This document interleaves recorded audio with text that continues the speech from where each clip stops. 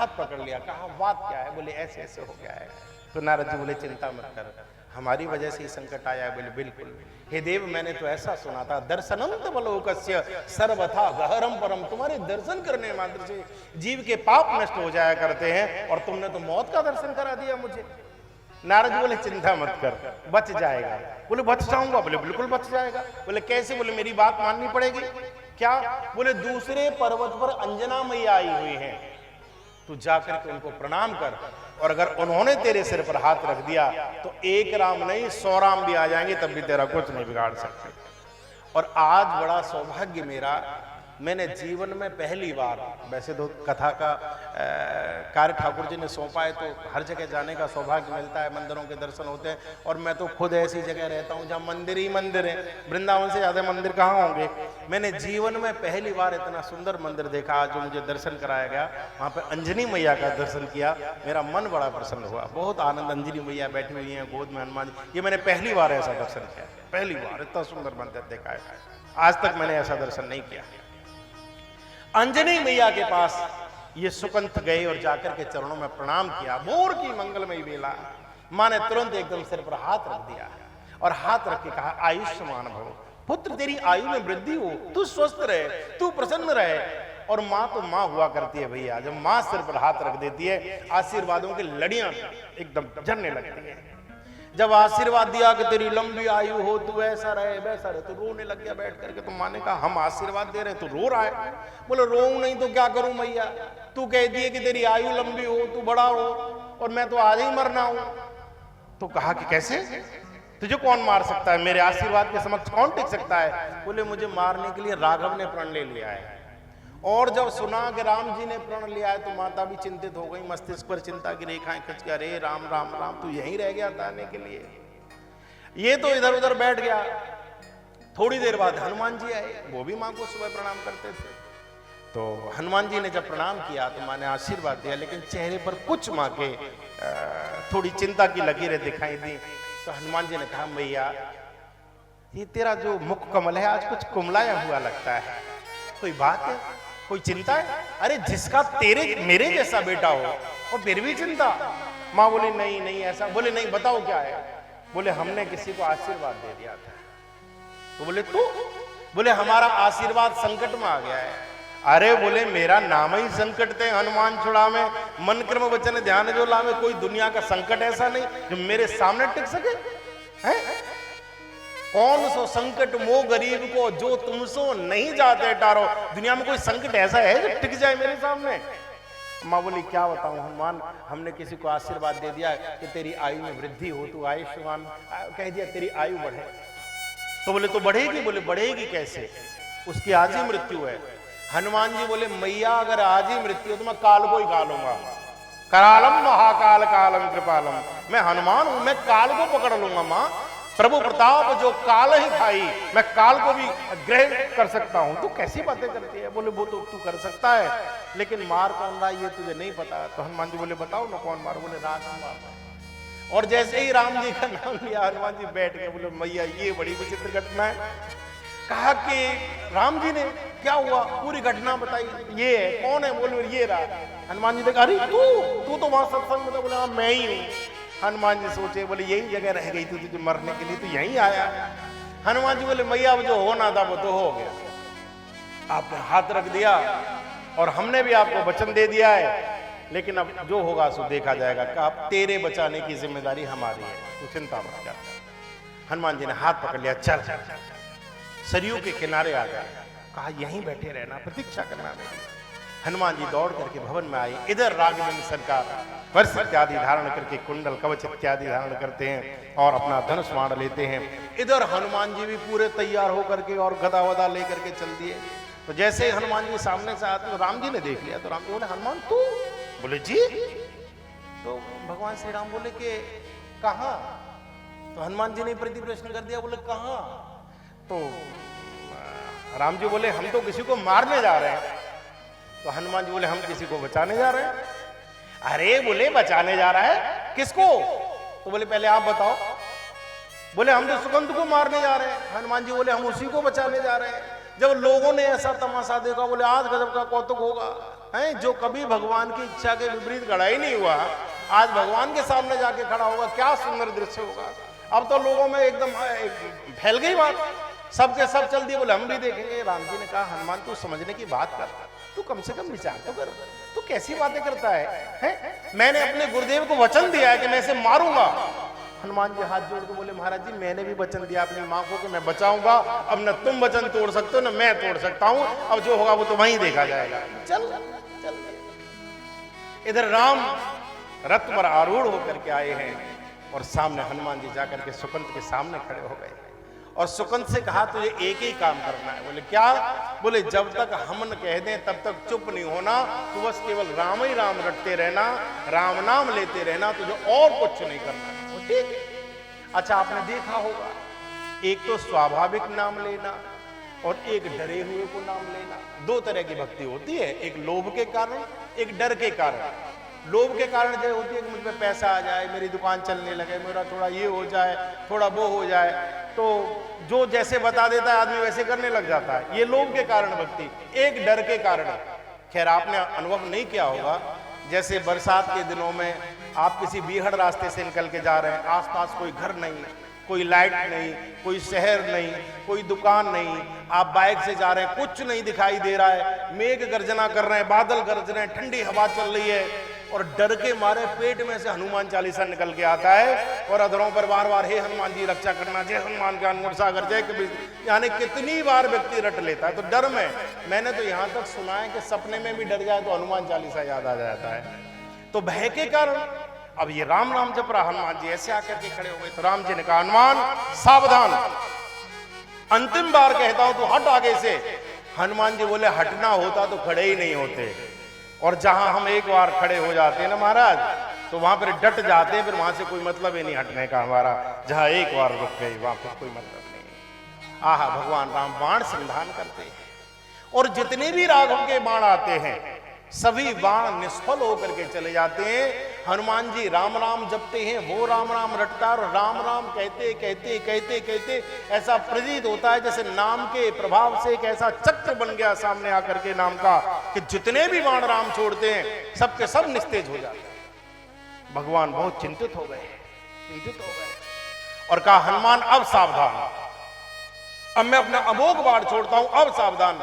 हनुमान जी को तो ध्यान ही नहीं है, वो राम नाम गाए जा रहे हैं। और इस बार भगवान श्री राम ने आहा और जैसे ही उस बाण को छोड़ा है, बाण चलाए आकर के सीधा हनुमान जी के वक्षस्थल पर आकर के लगा। जैसे ही हनुमान जी के सीने पर आकर के बाण लगा है, बाण इधर लगा, घटना घटित हो गई, राम जी रथ में से मूर्छित होकर के नीचे गिर पड़े। चारों तरफ हाहाकार हुआ, ये क्या हुआ, ये क्या हुआ, हनुमान ने क्या चला दिया, किसी को मालूम ही नहीं पड़ा, कोई शक्ति चला दी भगवान के ऊपर, क्या किया, भगवान मूर्छित होकर के गिरे हैं। आहा क्यों मूर्छित होकर के गिरे? क्योंकि हनुमान जी के हृदय में कौन है? जासु हृदय आगार बसहि राम सद चाप धरे। उनके हृदय में तो सदैव भगवान रहा करते हैं और हनुमान को बाण क्या लगा, वो भगवान का बाण भगवान को ही आकर के लग गया। जैसे ही मूर्छित होकर के गिरे, सबके सब दौड़ करके आए, सबके सब दौड़ करके आ गए।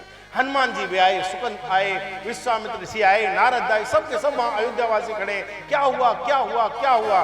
भगवान ऐसे पड़े हुए हैं और जैसे ही ठाकुर जी को थोड़ी सी चेतना आई, एकदम चिंता हो गई, चिंता हो गई। अरे मेरा लाल, मेरा हनुमान, भरत भाई कब से उड़ना हम नहीं, इसके सामने कभी नेत्र उठाने की मेरी हिम्मत नहीं है और उसको मैंने बाण चला दिया। जिसने कभी मेरे सामने कभी नेत्र, जिसने कभी कुछ मांगा ही नहीं, उसको मैंने बाण से मार दिया। और जब थोड़ी सी चेतना आई तो केवल एक ही अधरों पर नाम आया, अरे मेरे लाल तुझे कुछ हुआ तो नहीं? हनुमान तुझे चोट तो नहीं लगी, तुझे कुछ हुआ तो नहीं? राम जी ने ऐसे हाथ उठाया, हनुमान जी के शीश पर हाथ रख दिया और जैसे ऐसे ऐसे करके सर सहला रहे, मेरे लाल तुझे कुछ हुआ नहीं। शंकर जी कहते हैं सो सुख उमा जाए नहीं वरना। वो भगवान का कर कमल जब शीश पर आया, वो सुख शब्दों में व्यक्त नहीं किया जा सकता। हनुमान जी के शीश पर हाथ रखे कहते तुझे कुछ हुआ तो नहीं, कुछ लगा तो नहीं, कोई दिक्कत तो नहीं? अचेतन अवस्था में ठाकुर बोलते हैं और हनुमान जी तो ज्ञान नाम अग्रगण्य। हनुमान जी ने क्या किया? उसी समय देख करके उसी कर कमल को पकड़ करके जो सुकंत पास में उड़ता हुआ, बिलकता हुआ, डरा हुआ बैठा था, उसके सिर पर हाथ रख दिया। भगवान का हाथ सुकंत के सिर पर जैसे ही आया, उसी समय भगवान की नेत्र खुले और जैसे ही नेत्र खुले तो अपना ही हाथ सुकंत के सिर पर रख करके देख कर हनुमान जी ने हाथ जोड़ करके कहा, प्रभु जिसके शीश पर माया का हाथ हो काल उसे मार सकता है, लेकिन जिसके सिर पर आपका हाथ हो उसे कौन मार सकता है? जो आपकी शरण में आ जाए उसे कौन मार सकता है? देव ये तो आपकी शरण में। और क्षत्रिय का सबसे बड़ा धर्म होता है जो शरणागत को जेत जय। जिस शरण में आ गया तुम्हारी, राम जी सोचने लगे ये क्या किया तुमने। और इस घटना को जैसे ही देखा है विश्वामित्र ऋषि ने, नारद जी मुस्कुरा रहे थे, एकदम खड़े हो गए ऋषि और राघव को एकदम हाथ पकड़ के खड़ा कर लिया। राघव खड़े हो जाओ। और मुस्कुरा करके कहा नारद जी की तरफ देख करके, बोले मैं सब समझ गया, ये सब को तो करा धरा तुम्हारा है, ये सारा खेल तुम्हारा है। मैं समझ गया कि तुम भगवान की भी साधनाएं हैं, सबसे ऊपर अगर कुछ है भगवान का नाम है, इसलिए प्रभु का नाम जरूर गाओ। रामचरितमानस में तुलसीदास जी कहते हैं, भाए कुभाए अनक आलसु नाम जपत मंगल दिस दसो।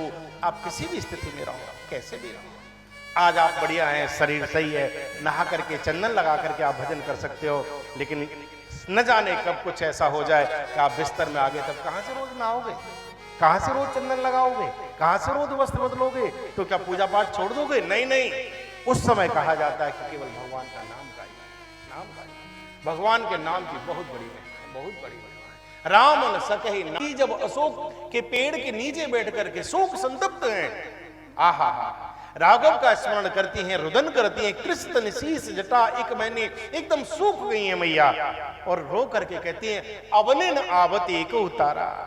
हे पेड़, हे वृक्ष, तेरा नाम अशोक है, लेकिन अशोक तेरा नाम है, मैं शोक संतप्त बैठी हूं तेरे नीचे, तो कैसा अशोक है? मुझे कुछ नहीं चाहिए। त्रिजटा से कहती है, मां मेरी चिता बना दो, मैं जलना चाहती हूं, मैं प्राण छोड़ना चाहती हूं। जो जलने की बात कर रही थी, जो चिता में बैठने की बात कर रही थी, और हनुमान जी पेड़ पर बैठे हुए थे ऊपर, सुनी पूरी बात, सुनी पूरी बात, देख लिया कि देख परम बिरहा कुल सीता, सो क्षण कपि कल्प सम बीता। देख लिया कि भयंकर दुख में बैठी है, जलने की बात कर रही है, मरने की बात कर रही है। क्या किया हनुमान जी ने? राम कथा कपि बर नहीं लागा, सुनते ही सीता कर दुख भागा। भगवान की कथा सुनाना प्रारंभ कर दिया, और जैसे ही ठाकुर जी की कथा सुनी, भगवान की कथा सुनी, जानकी जी का दुख दूर हो गया। जो जलने की बात कर रही थी, उनके जीवन में आशा भर गई। इसलिए कहा गया ये जो कथा है ये क्या है? बोले तब कथा अमृतम तप्त जीवन। ये चलते हुए जीवन में अमृत का लेप करती है, ये शीतलता का लेप करती है। ये क्या है? बोले अमृत है, तब कथा अमृतम। इससे जीवन में आनंद आया करता है। इसकी बहुत बड़ी महिमा है, क्योंकि जब तक आप किसी को जानोगे नहीं, देखो सुनोगे तब न प्रेम होगा। कोई आपसे कहे कि अमुक गांव में एक इतने मोटे व्यक्ति हैं कि साहब कम से कम नहीं तो 10 लोगों से भी ज्यादा हैं, आपके मन में आ जाएगा कभी न कभी कि यार देखे तो सही है, ऐसा कैसा है तो आदमी।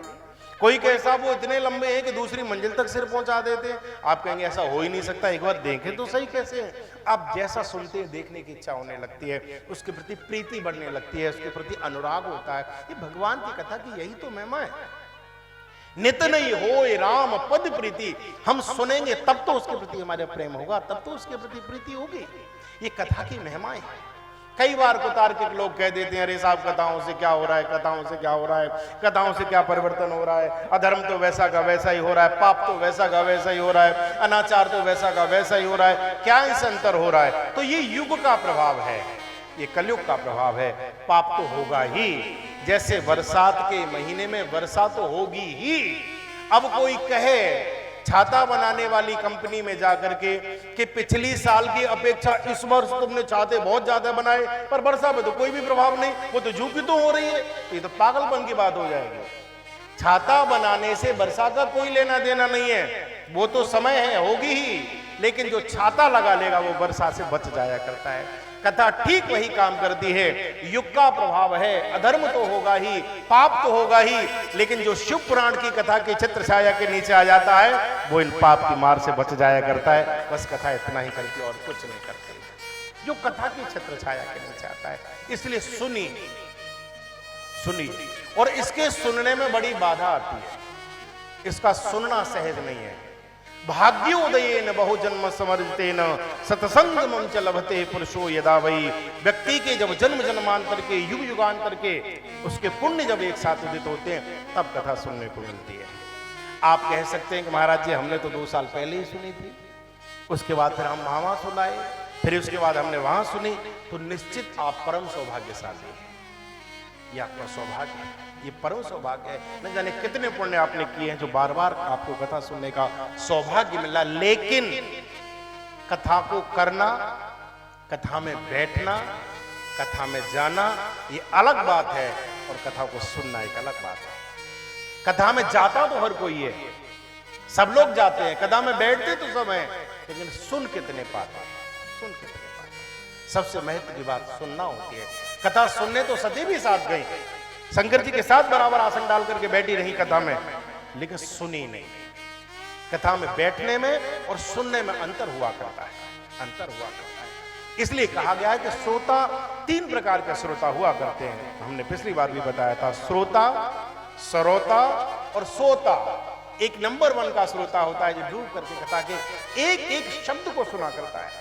जैसे कोई बड़े आदमी या बीमार हो जाते हैं, डॉक्टर के पास जब जाते हैं, और जब डॉक्टर कहता है ये गोली इतने बजे, ये टैबलेट इतने बजे, ये कैप्सूल इतने बजे, ये खाली पेट, ये तब लेनी है, ये तब लेनी है, व्यक्ति मुंह फाड़ के डॉक्टर की बात सुना करता है, एक भी शब्द जाने नहीं देता, रट के आता है। बिना पढ़ा लिखा व्यक्ति भी रट के आता, नाय लल्ला वो लाल कागज वाली गोली वो बताई डॉक्टर साहब ने, सवेरे खाली पेट है, सब याद रहा करता है, सब याद। क्यों? क्योंकि मौत सिर पे खड़ी है ना, सब याद रहता है। ऐसे ही कथा को सुनना चाहिए, ऐसे ही कथा को डूब करके कथा को सुनो, डूब करके कथा को सुनो। एक एक शब्द भी इधर से उधर नहीं जाना चाहिए। ये 3 घंटे का इस समय ऐसा होता है जो हम भगवान के लिए होते हैं। 3 घंटे हमको ये नहीं पता होता कि हम पे पैसा कितना है, 3 घंटे हमको ये नहीं पता होता कि हम पे बच्चे कितने हैं, 3 घंटे ये नहीं पता होता कि घर में क्या क्या रखा हुआ है।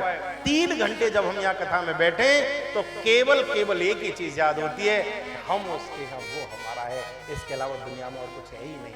ऐसा डूब करके कथा सुनो, एक एक शब्द निकलना नहीं चाहिए। ऐसी भगवान की परम मंगलमयी कथा, ये शिव पुराण की बड़ी अद्भुत कथा है। आइए अब हम लोग उसमें प्रवेश करते हैं। हे सूत महाप्राज्ञ सर्व सिद्धांत वित प्रभो, आख्याहि में कथा सारम पुराणानाम विशेषतः। ये कथा किसने सुनाई, ये किस किस को सुनने को मिली? आइए हम इसका दर्शन करें। सबसे पहले ये शिव पुराण की जो कथा है, ये भगवान शिव ने माता पार्वती को सुनाई, और वहीं पर नंदी जी ने इस कथा को सुना। भगवान के जो नंदी हैं उन्होंने इस शिव पुराण की कथा को सुना, और भगवान नंदी ने ये सनत कुमारों को सुनाई, सनत कुमार ने व्यास जी को सुनाई, व्यास जी ने सूत जी को सुनाई, सूत जी ने शौनकादिक ऋषियों को सुनाई, और शौनकादिक ऋषियों के द्वारा ही पूरे संसार में ये भगवान की शिव पुराण की कथा धीरे धीरे धीरे धीरे परंपरा से आने लगी, और गुरुओं के ऋषियों के श्रीमुख से उत्पन्न हुई, सुनी हुई ये कथा, उनकी उच्छिष्ट वाणी कहो, शीत वाणी कहो, अथवा उनका प्रसाद कहो, वो कथा हम सबको प्राप्त हो रही है। ऐसी भगवान शिव की कथा है। एक समय की बात, हे सूत महाप्राज्ञ सर्व सिद्धांत वित प्रभो, आख्या है में कथा सारम पुराणा नाम विशेषतः। सूत जी को जैसे ही आते हुए देखा है, शौनकादिक ऋषियों ने खड़े हो गए, स्वागत में खड़े हो गए, हाथ जोड़ करके खड़े हो गए, आइए देव आइए आइए। और जैसे ही सूत जी आए हैं, उन्होंने देख करके कहा, रे ऋषियों, तुम सब मुझसे आयु में बड़े हो, मेरे आने पर खड़े होकर के मेरा स्वागत करते हो। बोले नहीं, कोई धन में बड़ा होता है, कोई बल में बड़ा होता है, कोई यश में बड़ा होता है, लेकिन सबसे बड़ा तो वो होता है जो ज्ञान में बड़ा होता है। आहा, है सबसे बड़ा वही है। कौन? बोले जो ते सर्वे पे ज्ञान वृद्धास किंकरा शिष्य किंकरा, जो ज्ञान में बड़ा होता है। तुम ज्ञान में बड़े हो। सबने प्रणाम किया और प्रणाम करके चरणों में बैठ गए। हे देव, ये कलयुग का समय है, ये कलयुग का समय है, और इस कलयुग में प्राणी बड़ा विचित्र होता जा रहा है। बोले कैसा? बोले सुनिए देव, माँ नहीं मातु, पिता नहीं देवा, माँ नहीं मातु, पिता नहीं देवा, ओ साधुन से करवा वही सेवा, देवा, साधुन सन करवा वही सेवा। ओ माँ नहीं मात पिता नहीं देवा, माँ नहीं माँ पिता नहीं देवा। ओ साधुन सन करवा वही सेवा, साधुन संग करवा वही सेवा। ओ साधुन सन करवा वही सेवा, साधुन सन करवा वही सेवा। ये युग का प्रभाव है, ये कलयुग का प्रभाव है। प्रत्येक प्राणी प्रापरत है। देखो एक बात और निवेदन करें आपसे, कोई कहे कि हमसे तो साहब पुण्य ही पुण्य होते हैं, ऐसा हो नहीं सकता, ऐसा हो नहीं सकता। क्योंकि हमारा जो शरीर बना है ना, विधि प्रपंच गुण अवगुण साना। कई बार आप लोग सोचते होंगे, आप लोग क्या, हर व्यक्ति सोचता है अरे हमने तो इतने पाप कर दिए, इतने पाप। तुमने नहीं कर दिए, सब करते हैं, सब करते हैं। हाँ, फर्क इतना है कि किसी के सामने आ जाते हैं, किसी के छुपे रह जाते हैं। जो मूर्ख होते हैं उनके खुल जाते हैं, जो समझदार होते हैं वो दबा करके रखते हैं। होता सबसे है, क्योंकि शरीर की रचना किससे हुई है? बोले विधि प्रपंच गुण अवगुण साना। ये किससे शरीर बना है? बोले गुण रूपी और अवगुण रूपी दोनों मिट्टियों को मिलाकर के हमारे शरीर की रचना हुई है। साना शब्द का अर्थ हमारी बहन लोग जल्दी से समझती होंगी। आप लोग आटा वाटा सानते हो कभी? नहीं। हाँ, वैसे तो सबके घर में बनाने वाली रहती हैं, लेकिन हाँ, बड़े लोग हो, लेकिन कभी कभी खुद भी बना। हाँ हाँ, तो आटा सानते हैं, पानी डाल लिया आपने और आटा रख लिया, और आटा को पानी को आपने ऐसे ऐसे करके लिया और मिला लिया, उसको सानना कहते हैं। दुनिया की कोई भी मशीन आप ले आइए, आटे को और पानी को अलग नहीं किया जा सकता। दूध में पानी डालो मशीन बता देगी, किसी और चीज में डालो मशीन बता देगी, लेकिन आटा में जब पानी पड़ जाता है और जब वो सन जाता है तो उसको आप अलग नहीं कर सकते। कोई मशीन ऐसी नहीं है। इसलिए कहा गया विधि प्रपंच गुण अवगुण साना, उसको सान लिया। ऐसे ही ये जो शरीर है इसमें गुण और अवगुण दोनों हैं। इससे पाप भी होंगे, इससे पुण्य भी होंगे। अगर कोई ये कहता है कि हमसे तो पुण्य पुण्य होते, हमसे पाप होता ही नहीं है, हम तो साफ बिल्कुल एकदम दूध के धुले हुए हैं, तो समझ लेना ये सबसे ज्यादा गड़बड़ है, ये सबसे ज्यादा गड़बड़ है। ये शरीर है, ये सबसे पाप होते हैं, सबसे होता है। कोई बिरला होगा जिससे न हुआ हो, सबसे अपराध होता है। ये युग का प्रभाव है। तो कहा कि मां नहीं मात पिता नहीं देवा, और साधु सन करवा वहीं। और आप देख ही रहे होगे आजकल स्थिति कैसी हो रही है। कोई रामचरितमानस पर प्रश्न उठा रहा है, कोई भागवत पर प्रश्न उठा रहा है, कोई जाति के नाम पर जहर घोल रहा है, कोई हिंदू के नाम पर जहर, कोई किसी के, सब चारों तरफ आप देख रहे हैं। धीरे धीरे धीरे धीरे धीरे धीरे धर्म लुप्त होता जा रहा है। ये युग का प्रभाव ही तो है। हम लोग जितना अपने धर्म पर प्रश्न चिन्ह लगाते हैं, कोई दूसरा नहीं लगाता। जितने रामचरितमानस को लेकर के हमारे यहाँ प्रश्न किए जाते हैं, किसी अन्य धर्म में किसी ग्रंथ को लेकर के नहीं किए जाते कहीं पर भी। ये चौपाई कैसे तुलसीदास जी ने लिख दी, ये तुलसीदास जी ने कैसे लिख दी, ये तुलसीदास जी, अबे मूर्ख कहीं के, तू तुलसीदास जी का बाप है? ये कैसे लिख दिया, वो कैसे लिख दिया, ये कैसे कर दिया, वो कैसे कर दिया। आप अपनी बुद्धि के लेवल पर आकर के सोचने लगते हो। नहीं सोचना चाहिए। वो महापुरुष, उन्होंने पहले ही लिख दिया कि आने वाले समय में माता पिताओं को वृद्धाश्रम में ले जाकर के छोड़ देते हैं, संतों का आदर नहीं करते हैं, बड़ी विचित्र स्थिति हो गई। तो कहा कि ऐसे कलयुग के समय पर भी हम ये जानना चाहते हैं कि कलयुग के प्राणी का उद्धार कैसे हो। हे सूत महा, तुम तो बड़े विद्वान हो, बड़े योग्य हो, और हमसे एक कृपा करो। बोले क्या? बोले आख्या ही कथा सारम, मुझे कोई कथा का सार सुनाइए हमको। कथा का सार कैसा सार? बोले मम करण रसायनम, जो हमारे कानों में रसायन खोल दे, जो हमारे हृदय में भक्ति की धारा को प्रकट कर दे, जो हमारे सोए हुए विवेक को जगा दे, जो हमको भगवान से जोड़ दे, जो प्रभु के मिलने की आस जगा दे, एक तड़प जगा दे, आहा, खोया हुआ प्रेम जगा दे भगवान के प्रति। हमको ऐसी कोई कथा सुनाइए, हमको कोई ऐसी कथा सुनाइए।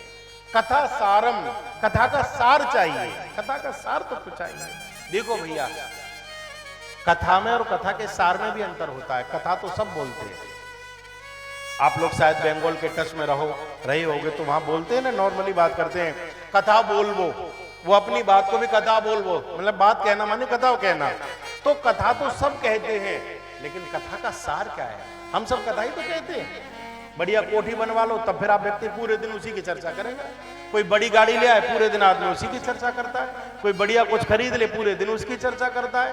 है। अच्छा, कई बार आपने देखा होगा, जैसे किसी ने बड़ी गाड़ी खरीद ली, वो तुम्हारी दुकान पर, शॉप पर, ऑफिस में बैठा है और उसको बताना है कि मैंने बड़ी गाड़ी ले ली है, और आप पूछ नहीं रहे हो, आप जान करके इग्नोर मार रहे हो, और उसे अपनी बात कहनी ही कहनी है। तो कैसे बात शुरू होती है? वो प्रतीक्षा करता है कैसे ही करके मेरी बात शुरू हो जाए। तो आप कहेंगे और साहब ठीक ठाक, सब बढ़िया, अरे नहीं सब बहुत अच्छा, सब बहुत अच्छा चल रहा है, सब बढ़िया चल रहा है, ये वो ऐसे करके बात। आपने अचानक से कह दिया, क्या बताएं, अभी घर गए थे, 15 मिनट का रास्ता, आधा घंटा लग गया, बड़ी मुश्किलों से पहुंच पाए, काफी ट्रैफिक था, बस इतना आपका कहना होगा। तुरंत कहेगा, अरे साहब क्या बताएं, घर घर में तो गाड़ी है, इतनी गाड़ियां हैं लोगों की, कैसे निकलें, बड़ा मुश्किल है, वो हम ही क्या बताएं, औरों की क्या। अभी अभी हमने 50 लाख की खरीदी है, अभी अभी हमने 1 करोड़ की ली है, वो अपनी गा देगा। ये होता है, प्रसंग के अनुसार बात को जोड़ देना। बात को, एक साधु जी थे, तो किसी ने भोजन पर बुलाया उनको, तो बहन जी ने बड़ा सुंदर भोजन बनाया, पूरा भोजन रख करके बहन जी ने लगा दिया पूरा सब। तो बहन जी पापड़ देना भूल गई, वो टेबल के पास पापड़ रखा था, उधर वो पापड़ देना, वहाँ पापड़ रखा था, वो ऐसे थोड़ी दूरी पर वो भोजन कर रहे थे। तो अब कैसे पापड़ की कहेंगे, बहन जी पापड़ दे दो, तो बड़ी खराब बात हो जाएगी। तो और महाराज जी ठीक हो, बोले जी बहुत बढ़िया भोजन, अरे बहुत सुंदर प्रसादी बनाई है, बहुत सुंदर प्रसादी। अब बात चल रही है, तो बात चलते चलते महाराज जी धीरे से करें, क्या बताएं महाराज, बहन जी आज सुबह जैसे हम निकल के आए तो रास्ते में सांप मिल गया। सांप मिल गया? बोले हाँ, और इतना लंबा था, यहां से उस टेबल तक इतना लंबा सांप था।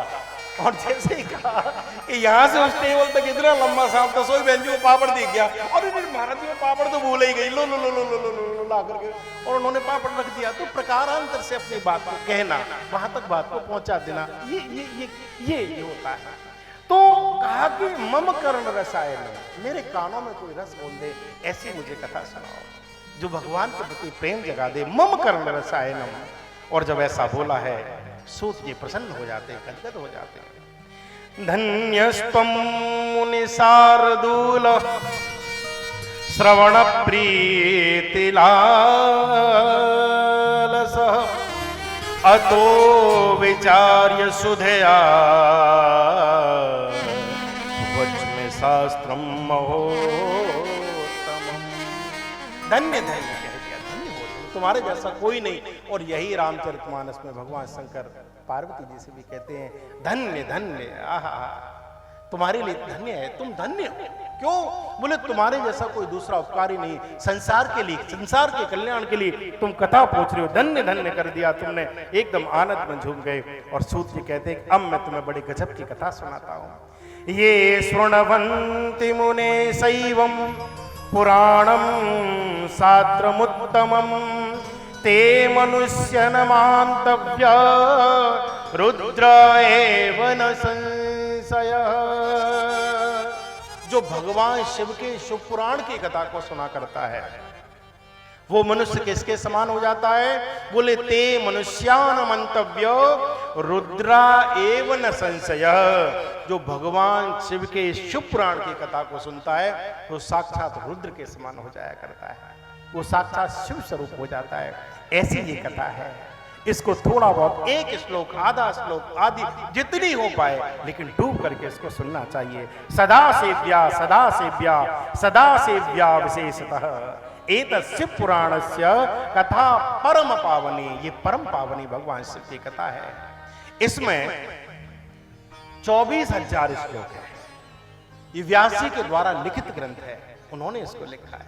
एक बात और निवेदन करें, व्यास का अर्थ होता है जो विस्तार दे, जो कम को भी ज्यादा में विस्तार कर दे। जिन्होंने चतुर्श्लोकी भागवत को 18,000 श्लोकों में परिणत कर दिया, लेकिन इसमें उल्टा था। क्या बोले? इसमें पहले 1 लाख श्लोक थे और उन्होंने छोटा कर दिया, 24,000 श्लोकों में इसकी रचना की। क्योंकि कलयुग का प्राणी है, इतना समय तो इसके पास होगा नहीं कि इतनी देर बैठ करके सुने, तो थोड़ा सूक्ष्म कर दिया, बोले 24,000 श्लोकों में। और इसमें 7 संहिताएं हैं। कौन कौन सी? विद्येश्वर संहिताध्याय, द्वितीया रुद्र संहिता, तृतीया शतरुद्राख्या, कोटि रुद्रा चतुर्थिका। विद्वेश्वर संहिता, रुद्र संहिता, शतरुद्र संहिता, कोटि रुद्र संहिता, उमा संहिता, कैलाश संहिता, वायव्य संहिता। ये 7 संहिताएं हैं। और कहा कि जो कलयुग का प्राणी इस ग्रंथ को सुनता है, ये मानवा पाप कृतो दुराचार व्रता। कैसा प्राणी? बोले जिसने सदा पाप ही किया हो, ये मानवाह पाप कृतस्तु सर्वदा सदा दुराचार रता विमार्ग का, जो सदैव पाप में रत है, ऐसा प्राणी भी अगर भगवान शिव की इस कथा को सुनता है तो उसका जीवन धन्य धन्य हो जाता है। तो कहा कि देव ऐसा है? बोले बिल्कुल है। तो बोले किसी का कल्याण हुआ है? बोले बिल्कुल हुआ है। तो बोले हमको बताइए ना किसका कल्याण हुआ है, कोई ऐसी कथा हमको सुनाइए, शिव पुराण की महिमा जो प्रकट करती हो, हमें ऐसी कथा सुनाइए। और यहां से बड़ी सुंदर कथा प्रारंभ होती है। आइए हम लोग उस कथा का दर्शन करेंगे। आसीत की रात नगरे ब्राह्मणो ज्ञान दुर्लभ, दरिद्रो रस विक्रेता वेद धर्म परांमुख। आसीत किरात नगरे, आहा हा हा, किरात नगर नाम के एक गांव में एक स्थान पर एक ब्राह्मण रहता था। कैसा ब्राह्मण था?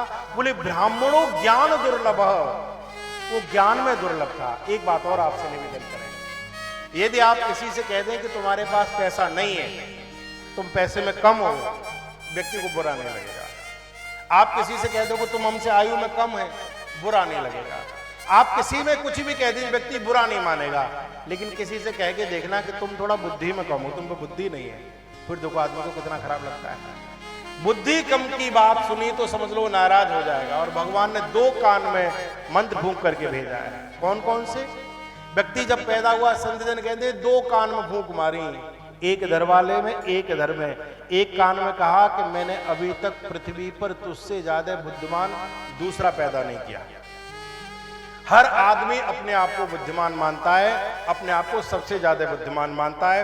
आपको चाहे उसे ज्ञान है चाहे न है, किसी भी विषय को बात करेंगे वो अपनी बात जरूर लगा देगा उसमें, अपने आगे नहीं चल। दूसरे कान में कहा कि तुझसे ज्यादा सुंदर कोई नहीं बनाया, तुझसे ज्यादा कोई सुंदर नहीं। जैसे ही शीशे के सामने नहा धो करके कंगी वंगी करने के लिए कपड़े पड़े पहन के जब आता है, तब वो देख के कहे ओए वारे हम क्या लग रहे हैं, हमारे जैसा कोई दूसरा नहीं। हर कोई, हर किसी की, मैं तुम्हारी नहीं अपनी भी कह रहा हूँ। तो जब शीशे के सामने थोड़ा तिलक सही से कर लूँ, कहीं टेढ़ा तो नहीं है, थोड़ा बाल भी ठीक कर लूँ, इधर उधर तो नहीं है, सब करते हैं इस काम को। तो किसी को धन में कम कह दो, बुरा नहीं लगेगा। लेकिन अगर आप कहें कि तुम्हारे पास बुद्धि नहीं है तो बुरा लग जाता है। और उसमें भी अगर ब्राह्मण है, और ब्राह्मण को अगर कहा जाता है बोले ब्राह्मणों ज्ञान दुर्लभ, तो ये तो ब्राह्मण के लिए सबसे ज्यादा अपमान की बात है। ज्ञान दुर्बल, ब्राह्मण का बल क्या है? ब्राह्मण का बल उसका ज्ञान ही तो है। और अगर उसके पास ज्ञान नहीं है तो फिर वो काय का ब्राह्मण है? बोले कहा कि आसीत के रात नगरे ब्राह्मणों ज्ञान दुर्लभ, दरिद्रो रस विक्रेता, ये नमक का व्यापार किया करता था और अपनों को ही ठगा करता था। अपनों को ही ठगता था, जो उस पर विश्वास करते थे उनको ही ठगा करता था। भैया व्यासपीठ से एक बार निवेदन करूंगा, जो आप पर आंख बंद करके भरोसा करता हो उसके साथ विश्वासघात नहीं करना चाहिए। संसार का सबसे बड़ा अगर कोई पाप है मेरी दृष्टि में तो विश्वासघात है, वो कभी मत करो। सामने वाले ने आंख बंद करके आप पे भरोसा किया है, पर विश्वास किया है, और आप उसका विश्वास तार तार कर देते हो, उसी के पेट में छुरा भोंक देते हो, उसी की कमर में तुम लात मार देते हो। उसने आपको अपना समझ करके कोई बात कही, तुम दूसरों की जगह जाके 4-4 6-6 जगह जाकर के बता रहे हो। उसने विश्वास करके तुम पर धन दे दिया, तुम उसको दबा करके बैठ गए।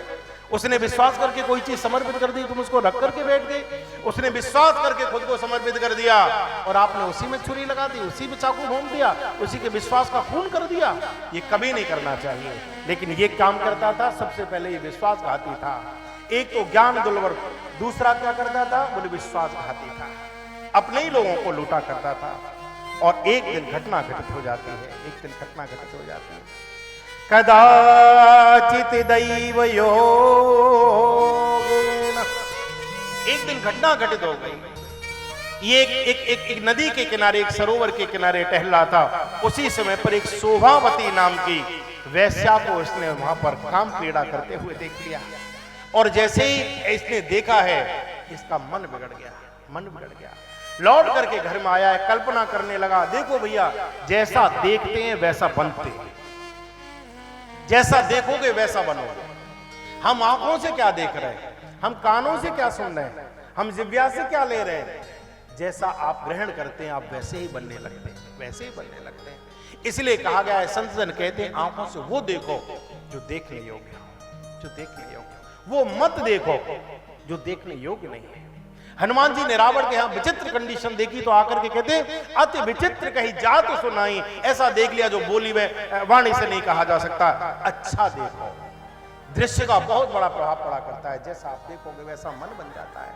वैश्या को देखा है इसने और देखते इसकी बड़ी विचित्र स्थिति हो गई, बड़ी विचित्र स्थिति हो गई। लौट करके आया है, कल्पना करने लगा देवी जैसी ब्राह्मणी इसकी पत्नी थी, छोड़ दिया, माता पिता का वध कर दिया, पत्नी को निकाल दिया, सब अनिष्ट कर दिया और वैश्या के पास जाकर के रहने लग गया।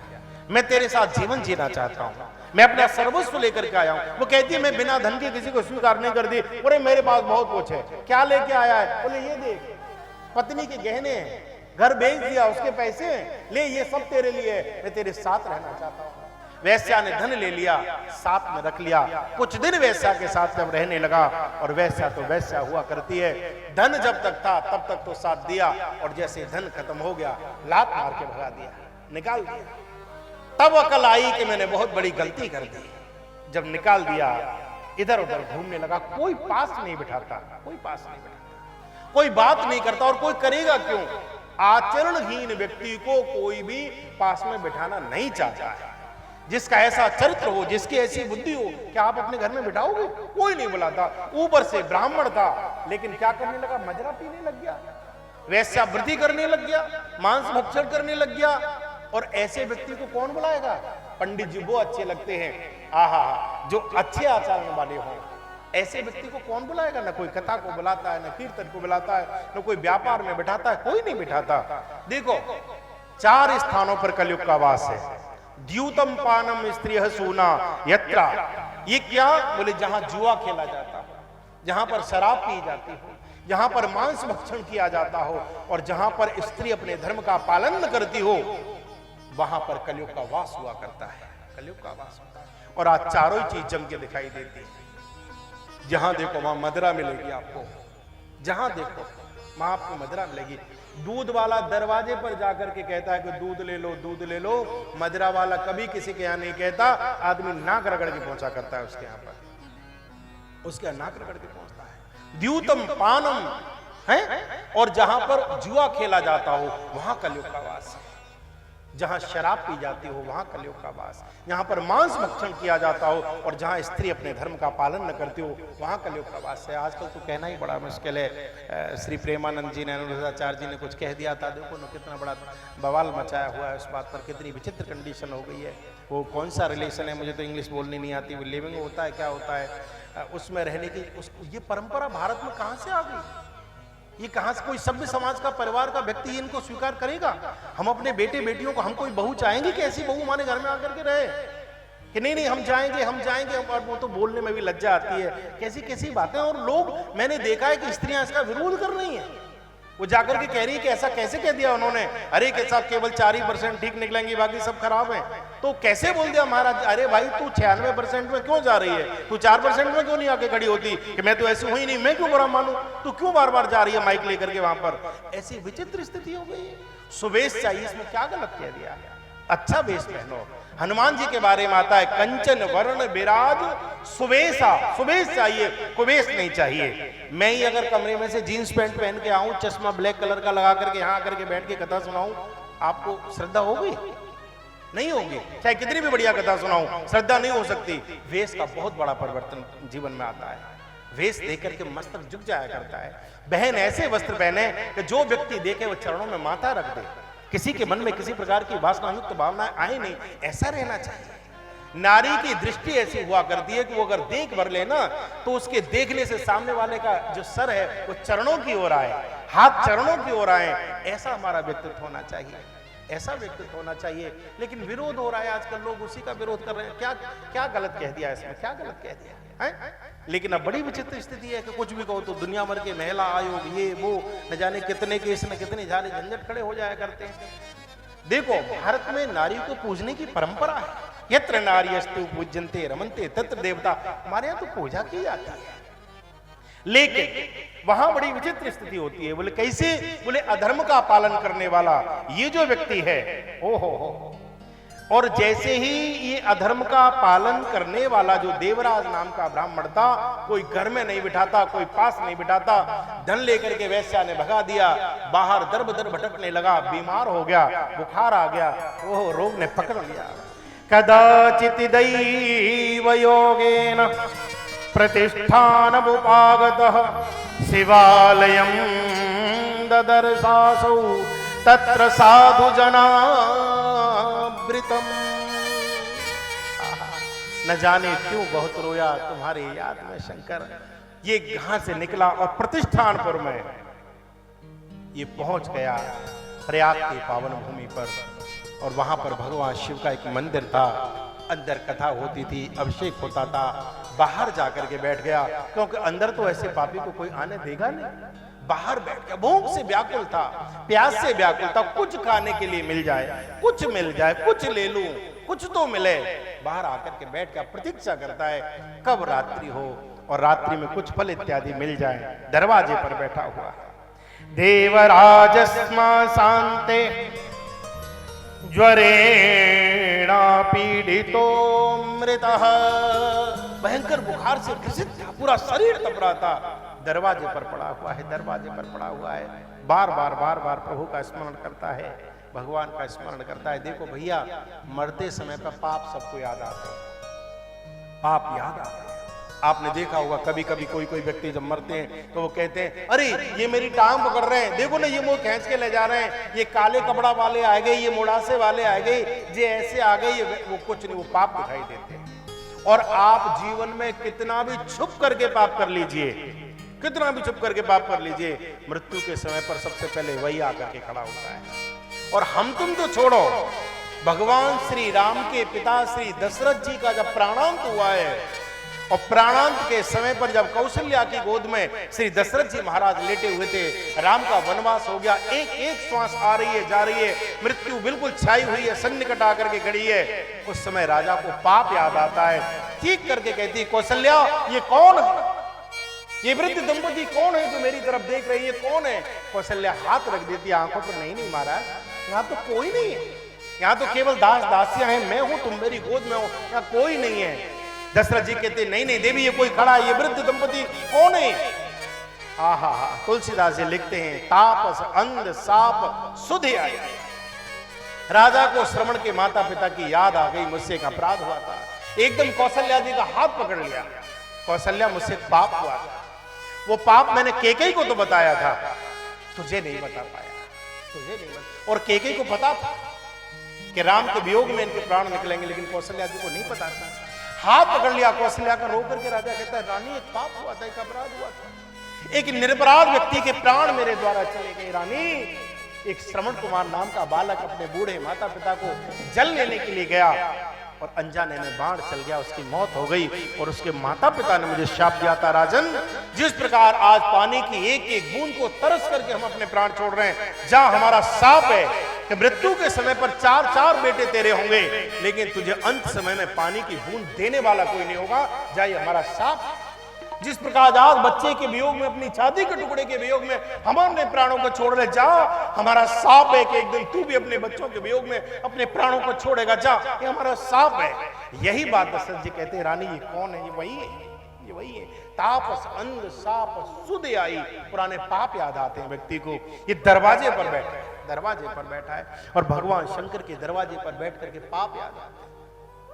मैंने माता पिता को दुख दिया, मैंने अपनी पत्नी को दुख दिया, मैंने सबको कष्ट दिया, मैंने बहुत पाप किए, मैं क्या करूं, मैं क्या करूं? और दरवाजे पर बैठ करके शिव का स्मरण करता है। आइए हम भी शंकर जी का एक मिनट स्मरण करें। न जाने क्यों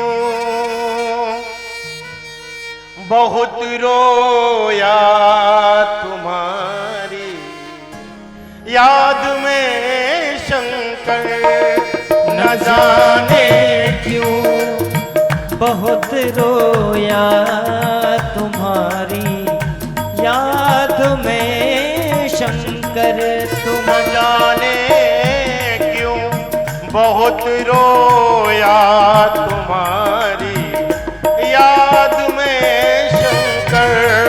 न जाने क्यों बहुत रोया तुम्हारी याद में शंकर।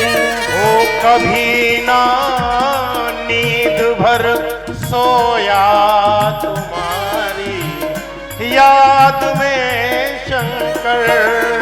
कभी ना नींद भर सोया तुम्हारी याद में शंकर।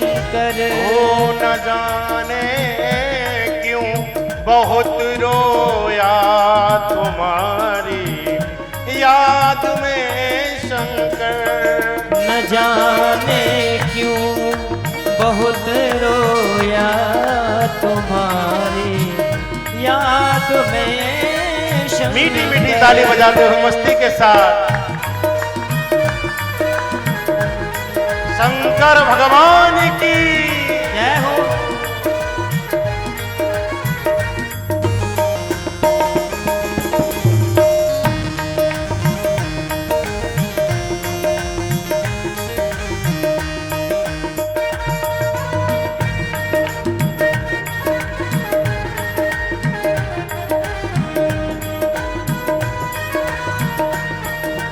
न तुम पूजा से मिल पाते न हम कुछ पुण्य कर पाते। न तुम पूजा से मिल पाते न हम कोई पुण्य कर पाते। ओ न तुम पूजा से मिल पाते न हम कुछ पुण्य कर पाते। न हम पूजा से न तुम पूजा से मिल पाते न हम कोई पुण्य कर पाते। ओ मैं गठरी पाप की ढोया जगत की चाह में शंकर। मैं गठरी पाप की ढोया जगत की चाह में शंकर। ओ मैं गठरी पाप की ढोया जगत की चाह में शंकर। मैं गठरी पाप की ढोया जगत की चाह में शंकर। ओ न जाने क्यों न जाने क्यों न जाने क्यों बहुत रोया तुम्हारी याद में शंकर। न जाने क्यों बहुत रोया तुम्हारी याद में शंकर। मीठी मीठी ताली बजाते हुए मस्ती के साथ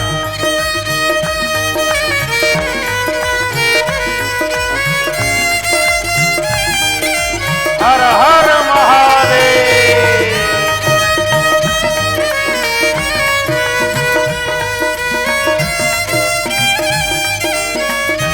एक बार के लिए शंकर भगवान की जय हो।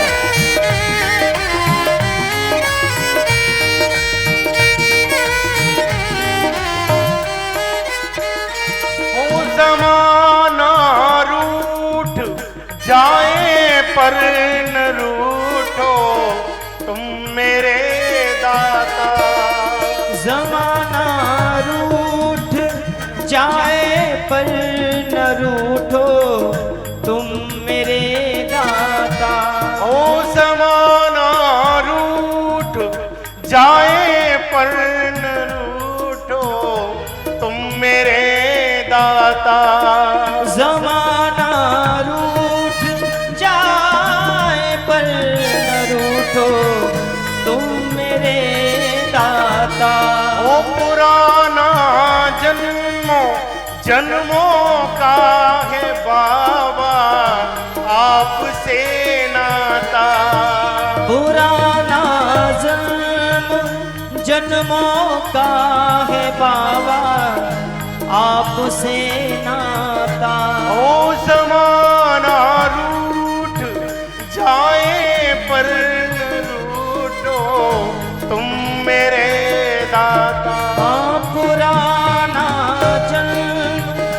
जन्मों का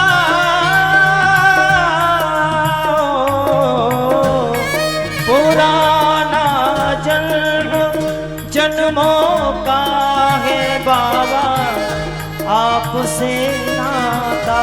वो तेरी चौखट पे आ बैठा न ठुकरा ए मेरे शंकर।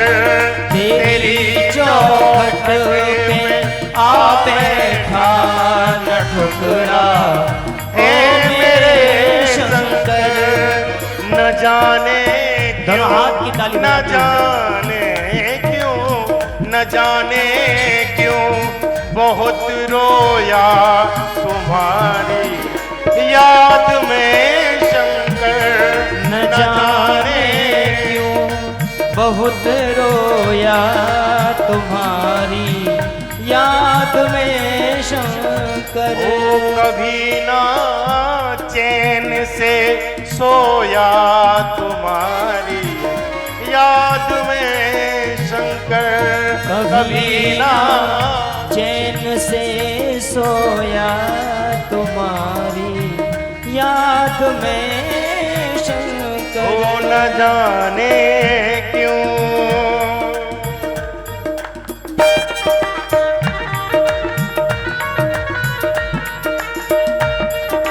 शंकर भगवान की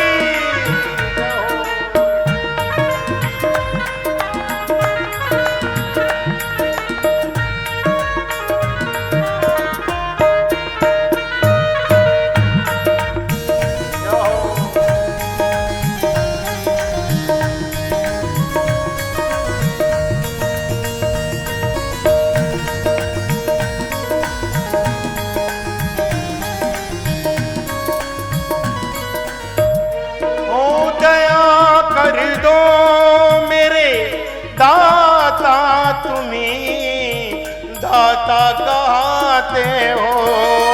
दया कर दो मेरे प्यारे तुम्ही दाता कहते हो। दया कर दो मेरे दाता तुम्ही दाता कहते हो। कर दो मेरे प्यारे तुम्ही दाता कहते हो। दया कर दो मेरे प्यारे दया कर दो मेरे प्यारे तुम्ही दाता कहते हो। ओ भरा है नीर नैनों में क्यों रुलाते हो। भरा है नैन भरा है नीर नैनों में मुझे तुम क्यों रुलाते हो। वो तड़प अब सह नहीं पाया जुबां पर नाम है हर हर। तड़प अब सह नहीं पाया जुबां पर नाम है हर हर। ओ तड़प अब सह नहीं पाया भटकता फिरता हूँ दर दर। तड़प अब सह नहीं पाया भटकता हूँ तुम्हें दर दर। ओ न जाने क्यों बहुत रोया तुम्हारी याद में शंकर। न जाने क्यों न जाने क्यों न जाने क्यों बहुत रोया तुम्हारी याद में शंकर। ओ कभी ना चैन से सोया तुम्हारी याद में शंकर। न जाने क्यों बहुत रोया तुम्हारी याद में शंकर। ओ न जाने क्यों न जाने क्यों बहुत रोया याद तुम्हारी याद में शंकर। न जाने क्यों बहुत रोया तुम्हारी याद में शंकर, तुम्हारी याद में शंकर, तुम्हारी याद में शंकर, तुम्हारी याद में शंकर। बोलिए शंकर भगवान की जय हो।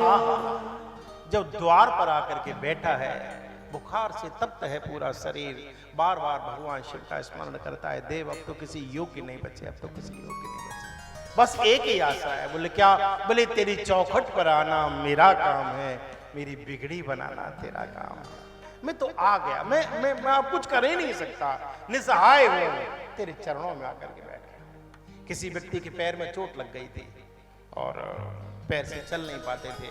एक भजन है बड़ा सुंदर, आपने सुना होगा, वो कौन सा है वो? किसी से उनकी मंजिल का पता पाया नहीं जाता, जहां वो हैं फरिश्तों का वहां साया नहीं जाता। तो भजन की एक पंक्ति है उसमें, वो कहता है कि मेरे टूटे हुए पैरों कर्म का मुझ पर बड़ी कृपा है उन। कैसे? बोले तेरे दर से अब उठकर और कहीं जाया नहीं जाता, पैर टूट गए, अच्छा हुआ तेरे दरवाजे पर बैठा हूं, कहीं जाने लायक नहीं बचा, अब यहीं रहूंगा, बस तो कृपा कर दे। ये समर्पण चाहिए। द्वार पर बैठ गया और घटना घटित हो जाती है। कोई कुछ दे देता है तो कुछ खा लेता है, कुछ मिल जाता है तो उससे जीवन यापन कर लेता है। और संत जन कहते हैं, हमने ये कथा बड़े भाव से सुनी है, कि रात्रि में मन हुआ कुछ खा लें, कुछ ले लें। अंदर जाना चाहता था, अंदर जाना चाहता था, लेकिन कुछ मिला नहीं। दीप प्रज्वलित था और वो दीपक बुझने वाला था, दीपक बुझने वाला था। जैसे ही देखा कि दीपक बुझने वाला है, प्रकाश नहीं हो रहा है, क्या करें? एक वस्त्र पास में था, उससे अग्नि प्रज्वलित की और उसको घी में डुबो करके और बुझते हुए दीपक की बत्ती ठीक कर दी, मंदिर में प्रकाश कर दिया। भोले बाबा इसी से प्रसन्न हो गए, इसी से। उनके जैसा सीधा दयालु कोई देवता दूसरा है ही नहीं। शंकर जी जैसा कृपालु कोई देवता नहीं। बड़े गजब की एक कथा है, बड़ी सुंदर एक कथा है, आपने वो कथा सुनी होगी। एक कोई व्यक्ति था, चोर था, वो चोर, वो माल साफ करने वाला। कहीं पे भी कुछ भी चीज हाथ लग जाए, गायब। पता लगी तुमसे बात कर रहा है और बात करने में आपका फोन लेके गायब, आपके पैसे लेके गायब, आपकी चीज लेके गायब। और कुछ लोग होते हैं ऐसे जिनके हाथ की सफाई होती है बड़े गजब की, वो कब क्या करने कुछ पता ही नहीं। तो ये चोर था। अब इसने सोचा गांव में तो मौका लग नहीं रहा है, अब कोई पास बैठाता नहीं, सबको पता पड़ गया है, कहाँ जाए कैसे करें। तो इसके एक मौका हाथ लगा। एक दिन ये जंगल में चला गया, शंकर जी का मंदिर, मंदिर में बड़ी भीड़। इसने सोचा जेब काट लेंगे किसी की, वहीं भीड़ में लगा। तो हर तरह का आदमी आता है, यहाँ तो बाहर के लोग नहीं है, ये भगवान की बड़ी कृपा है। अन्यथा जब कथाएं होती हैं बड़ी, तो उसमें कुछ लोग ऐसे भी आते हैं कथा में, वो पड़ोसन का चैन ही काट ले जाते हैं, वो झुमका ही लेके चले जाते हैं, फोन ही निकाल लेते हैं। परसों से नोएडा में हमारी कथा थी, कई बहनों की चैन कट गई। और हम कई दिन से कह रहे हैं, बहन जी नकली पहन के आना, आर्टिफिशियल पहन करके आना, सोना मत पहन करके आना, भीड़ बहुत है, कहीं गड़बड़ ना हो जाए। अब किसी को नहीं सुनना है, तो उसमें से कई की चैन कट गई। तो हर तरह का व्यक्ति आता है। ये मंदिर में गए, इन्होंने सोचा कुछ पैसा पानी निकाल लेंगे, लेकिन किसी की जेब में कुछ हाथ ही नहीं आया है। जैसे इसने मंदिर में देखा, ऐसा बड़ा पीतल का घंटा टंगा हुआ था, इसकी नजर पड़ गई। बोले अब कुछ नहीं चाहिए, बस ये हाथ लग जाए, इसी को बेच करके कम से कम 4-5 दिन का काम बढ़िया चलेगा। लेकिन उतारूं कैसे? यहाँ पे लोग हैं। इंतजार करने लगा, सुबह से शाम हो गई, सब पूजा आरती करके अपने अपने घर जाने लगे। ये वहीं ऐसे करके बैठा। लोगों ने देखा, भाई ये तो बड़ा तगड़ा साधु है, ये तो बड़ा तगड़ा भक्त है। सब लोग चले गए, ये तो समाधि में ही अभी बैठा हुआ है। अब आंख खोले तो कोई पूछे कि भाई तू जाएगा कि नहीं जाएगा। जब आंख बंद करके बैठा है, तो लोगों ने कहा एक काम करो। बोले क्या? बोले मंदिर का ताला खुला छोड़ दो, लगता है ये शंकर जी का, भोले का बहुत बड़ा भक्त है, कुछ विशेष पूजा करना चाहता है, ऐसे ही छोड़ दो, कल आके देखेंगे। लोग अपने अपने घर जंगल से चले गए, ताला खुला छोड़ गए। ये तो इसी प्रतीक्षा में था कि कोई न रहे। लगभग 11, साढ़े 11, 12 बजे का जैसे टाइम हुआ, इसने एक आंख खोल के हल्का सा देखा, कोई नहीं है, खड़ा हुआ। आसपास देखा, कोई नहीं। मंदिर में प्रवेश किया, सोचा ये घंटा उतार लो। और जैसे ही घंटा उतारने के लिए बढ़ा, तो लंबाई कम पड़ गई, घंटे तक पहुंचा ही नहीं। हाथ रह गए नीचे, घंटा रह गया ऊपर। अब इसका कैसे करें, क्या करें? अच्छा, आपने देखा होगा शंकर जी के मंदिर में जो शिवलिंग होता है, उसके चारों तरफ ऐसे परिधि बनी रहती है। तो इसने सोचा कि ये कब काम आएगी, ला उसी पर चढ़ जाते हैं। अब ये उस पर चढ़ गया, घंटा पकड़ा, वो 1 उंगल 2 उंगल, फिर भी छोटा रह गया। अरे ये तो बड़ा चक्कर पड़ गया। ये मोटी शिवलिंग थी, प्राचीन शिवलिंग, इसने आओ देखा न था, बोला ये कब काम आएगी।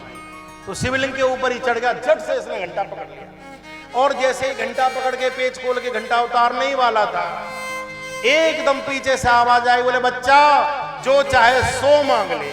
और जैसे ही आवाज आई जो चाहे सो मांग लिए, सोचा कि लगता है पुजारी जी आगे, डर गया, धड़ाक से नीचे गिरा और जैसे ही गिर करके भागना चाह रहा था, दरवाजे में शंकर जी खड़े, त्रिशूल लगा दिया दरवाजे पर, इधर नहीं, बोले फिर बोले इधर आ जा, इधर जैसे इधर इधर, जैसे ही देखा तो इसलिए पलट के शंकर जी, बोला अरे बोले बाबा ऐसे ऐसी स्थिति आपकी। अरे मैं तो पूरे दिन कथा सुन रहा था कि आपसे ज्यादा दानी कोई नहीं, आपसे ज्यादा भोला वाला कोई नहीं, आपसे ज्यादा सीधा कोई नहीं, आप जो चाहे सो दे देते हैं। मैंने तो ये भी सुना है कि रावण को भी लंका आपने दान में दे दी। मैंने तो बड़ी बड़ी आपकी कथाएं सुनी, मुझे नहीं पता था इतने छोटे मन के घंटे के पीछे कैलाश छोड़ के यहाँ गई तो यहाँ तक। शंकर जी बोले बात है मत बना, घंटा लेने नहीं आए, तेरा घंटा छीनने नहीं आए। बोले फिर? अरे बोले पगले हम बड़े प्रसन्न हैं, वरदान मांग ले हमसे। ये बोला सच्ची में? बोले सच्ची में। तो बोले प्रभु एक बात बताओ। बोले क्या? बोले कोई कुछ चढ़ाता है, कोई कुछ चढ़ाता है, कोई कुछ चढ़ाता है, कोई बिलपत्र चढ़ाता है, कोई दूध चढ़ाता है, कोई गंगा जल चढ़ाता है, कोई बेर चढ़ाता है, कोई कुछ चढ़ाता है, कोई धतूरा चढ़ाता है। मैंने तो कुछ भी नहीं चढ़ाया है और फिर भी आप मुझ पर इतने प्रसन्न हो गए। शंकर जी बोले तूने जो चढ़ाया है वो आज तक किसी ने चढ़ाया ही नहीं। तो बोले कैसे? बोले कोई बिल्वपत्र चढ़ाता है, कोई दूध चढ़ाता है, कोई गंगा जल चढ़ाता है, कोई फल वगैरह चढ़ाता है। चढ़ाते नहीं चढ़ाते सब लोग? हाँ चढ़ाते हो गए। तो कोई कुछ न कुछ चढ़ाता है। बहुत से लोग तो आपने देखा होगा कि वो ऐसा, वो मैं कथा सुनाता हूँ अक्सर। एक माता जी के यहाँ कोई बच्चा अच्छा नहीं हो रहा था तो किसी से पूछा कि महाराज जी कैसे कैसे करें क्या? बोले शंकर जी को फल चढ़ाया करो, फल चढ़ाने से कृपा हो जाएगी। माता जी लौट करके आई, बहू से कहा कब हो जाएगा? बोले कैसे? बोले महाराज जी ने बता दिया है। मंदिर रोज जाने लगी। एक पिलपिला सा, लिवलिवाला सा, ढीला सा केला शंकर जी की शिवलिंग पर रोज रखते हैं ले जाके। केला रखे बाद में वो बह करके शंकर जी के कानों तक ऐसे करके आ जाए। शंकर जी बड़े परेशान, बोले दुनिया की मक्खी यहीं इसने इकट्ठी कर दी। उन्होंने तो कहा था 6 महीने के अंदर कृपा हो जाएगी। शंकर जी सोचे 6 महीने में तुझे हमें पधार देगी यहाँ से। उनने तीन ही 4 दिन में कृपा कर दी। सगर्भा हो गई, पुत्र वधू, वाह, शुभ लक्षणा हो गई। घर में मालूम पड़े, बोले लक्षण बढ़िया है, सब कुछ ठीक ठाक है। बच्चा हुआ। अब अम्मा जी बच्चा खिला में, बच्चा भी राम जी की कृपा से ऐसा हुआ, ढीला ढाला सा, ऐसे ले तो ऐसे हो जाए, ऐसे ले तो ऐसे हो जाए, ऐसे ले तो ऐसे हो जाए। अब गई, बोले महाराज जी बुलाओ, बच्चा कैसा है? अरे बोले कैसा क्या है? जैसा फल चढ़ा है वैसा बच्चा है, जैसा चढ़ा गया है। तो ऐसा हो जाता है। तो सब चढ़ाते कुछ न कुछ। अच्छा मुझे लगता है शंकर जी के साथ सबसे ज्यादा गड़बड़ होती है। शिवरात्रि पर हर कोई आदमी चढ़ाने जाता है, हर कोई। हमारे एक साधु सुनाते हैं, वो कह रहे थे कि मैंने एक बार पार्वती मैया से पूछा। बोले मैया? बोले हाँ। बोले तुम्हारे यहाँ तो बड़ा दूध होता है, तो बड़े घी के कनस्तर भर गए होंगे, और क्या मक्खन क्या दही। तो बोले चुप कर छोरा, कचू ना है। बोले क्यों? अरे बोले अभी भी शिवरात्रि गई है, कितना दूध चढ़ा है तुम्हारे यहाँ?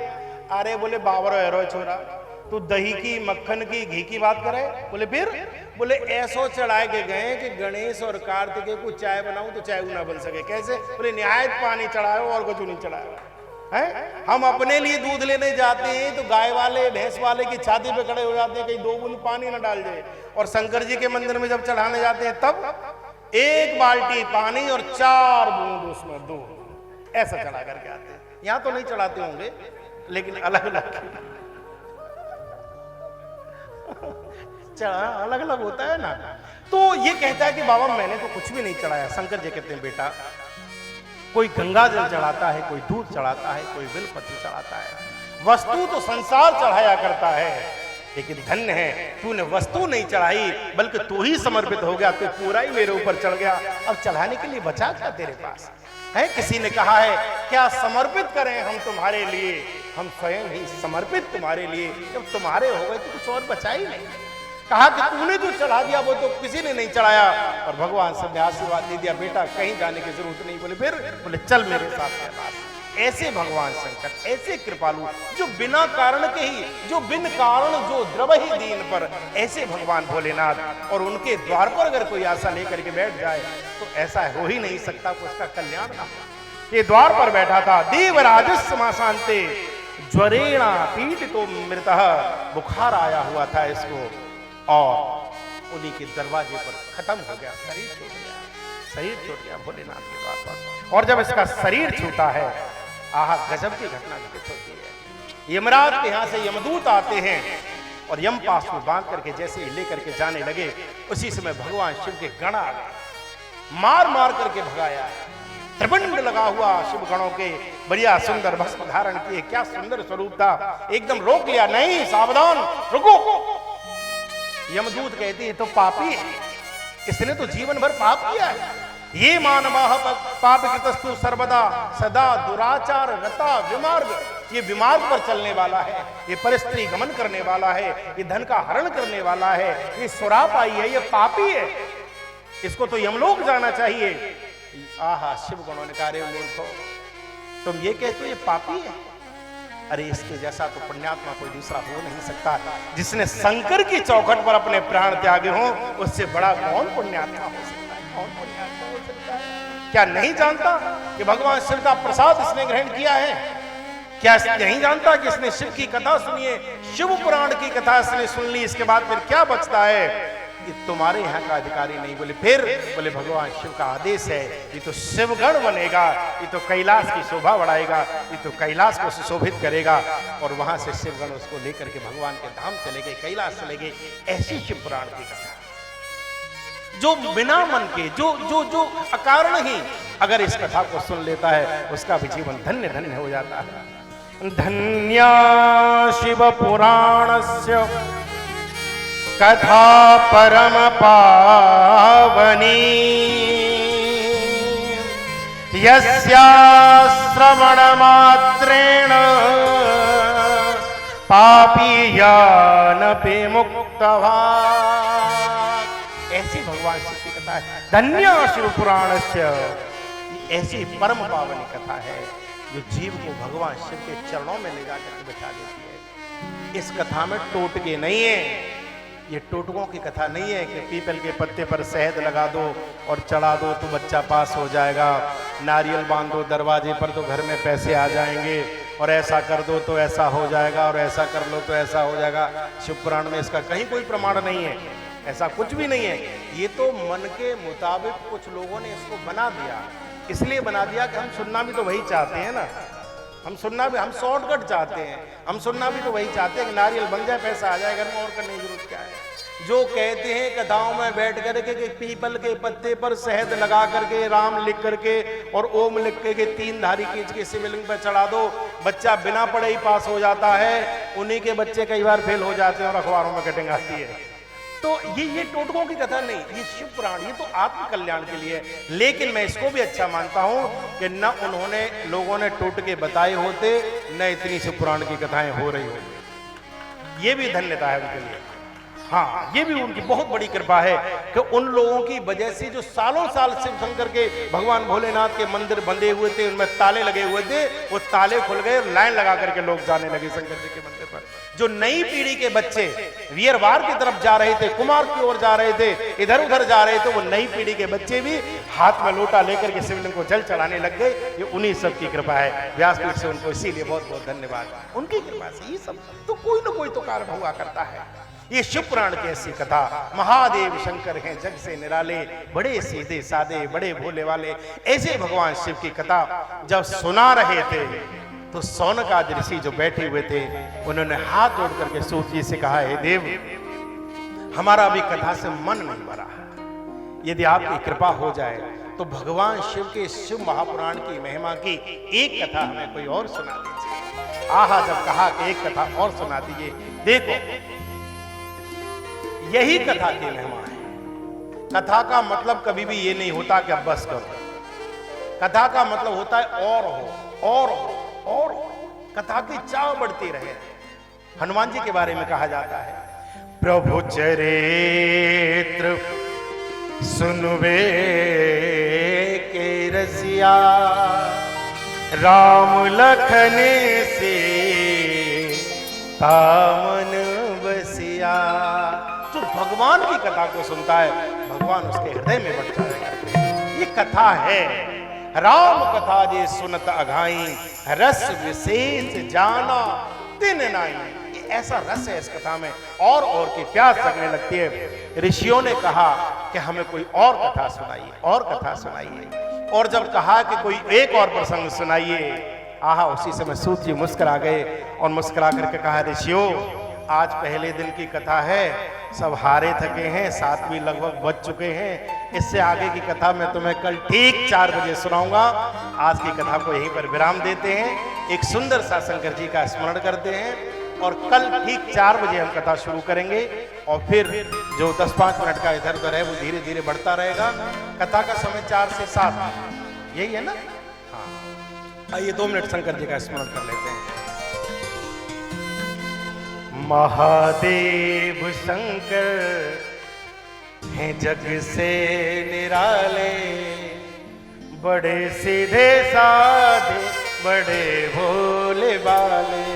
महादेव शंकर है जग से निराले, बड़े सीधे साधे बड़े भोले भाले। ओ मेरे मन के मंदिर में रहते हैं शिव जी, ये मेरे नयन हैं उन्हीं के शिवाले। महादेव शंकर है जग से निराले, बड़े सीधे साधे बड़े भोले भाले। ओ मेरे मन के मंदिर में रहते हैं शिव जी, ये मेरे नयन हैं उन्हीं के शिवाले। महादेव शंकर है जग से निराले, बड़े सीधे साधे बड़े भोले भाले। मीठी ताली बजाते हुए मस्ती के साथ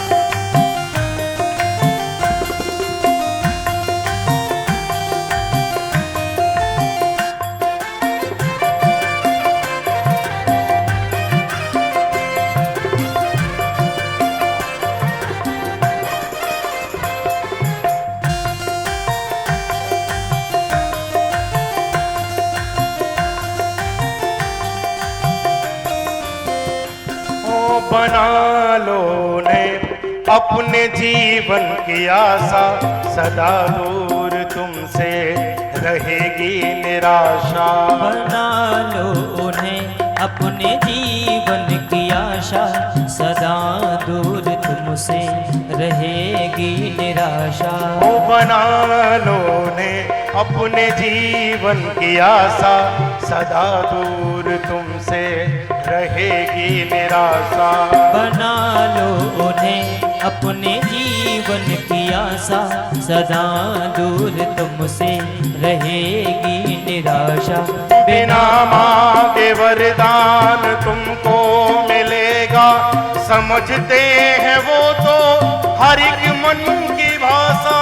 समझते हैं वो तो हर एक मन की भाषा। ओ उनके हैं जो उनको अपना बना ले, वो उनके हैं जो उनको अपना बना ले। बड़े सीधे साधे बड़े भोले भाले। महादेव शंकर है जग से निराले, बड़े सीधे साधे बड़े भोले भाले। ओ मेरे मन के मंदिर में रहते हैं शिव जी, ये मेरे नयन हैं उन्हीं के शिवाले। महादेव शंकर है जग से निराले, बड़े सीधे साधे बड़े भोले भाले। मीठी मीठी ताली बजाते हुए शंकर भगवान की।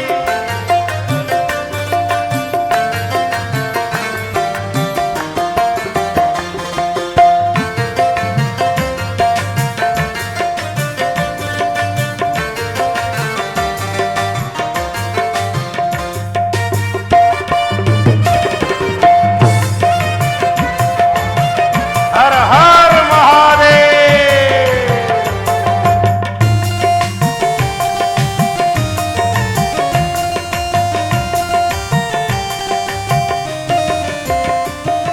जिधर देखो शिव की है महिमा निराली, जिधर देखो शिव की है महिमा निराली, वो दाता है और सारी दुनिया सवाली। जिधर देखो शिव की है महिमा निराली, ये दाता है और सारी दुनिया सवाली। ओ जिधर देखो शिव की है महिमा निराली, वो दाता है और सारी दुनिया सवाली। जिधर देखो शिव की है महिमा निराली, ये दाता है और सारी दुनिया सवाली। जो इस द्वार पर अपना विश्वास कर ले, तो पल भर में भर जाए की झोली खाली। तो पल भर में भर जाएगी झोली खाली। ओ के अंधेरे उन्हीं के उजाले, उन्हीं के अंधेरे उन्हीं के उजाले, बड़े सीधे साधे बड़े भोले वाले। ओ महादेव शंकर है जग से निराले, बड़े सीधे साधे बड़े भोले वाले। महादेव शंकर है जग से निराले, बड़े सीधे साधे बड़े भोले वाले। बड़े सीधे साधे बड़े भोले वाले। ओ मेरे मन के मंदिर में रहते हैं शिव जी, ये मेरे नयन हैं उन्हीं के शिवाले। महादेव शंकर है जग से निराले, बड़े सीधे साधे बड़े भोले भाले। ओ बड़े सीधे साधे बड़े भोले भाले। बड़े सीधे साधे बड़े भोले भाले। ओ बड़े सीधे साधे बड़े भोले भाले। बड़े सीधे साधे बड़े भोले भाले। हाँ बड़े भोले भाले, बड़े भोले भाले। बड़े भोले भाले, बड़े भोले भाले। बोलिए शंकर भगवान की जय हो। हर हर महादेव। इन्हीं शब्दों के साथ आज की कथा को यहीं पर विराम। कल ठीक 4 बजे हम लोग मिलेंगे। सभी के लिए राधे राधे, जय श्री कृष्ण। हम वृंदावन वाले हैं ना, तो राधे राधे बांके बिहारी ज़्यादा निकलता है, लेकिन वो एक ही बात है। और हम तो ऐसी जगह के रहने वाले कि जिनकी कथा हो रही है ना, ये नाक रगड़ने गए थे वहाँ पर अपनी, ये भी दर्शन करने के लिए गोपी बन के पहुंचे थे वृंदावन में, हैं? तो एक बार जय से बोली वृंदावन बिहारी लाल जय हो। जय जय श्री राधे, जय जय श्री राधे, जय जय श्री। कल ठीक 4 बजे कोई सूचना हो तो सूचना, कोई सूचना है? भोजन प्रसादी की कोई सूचना हो?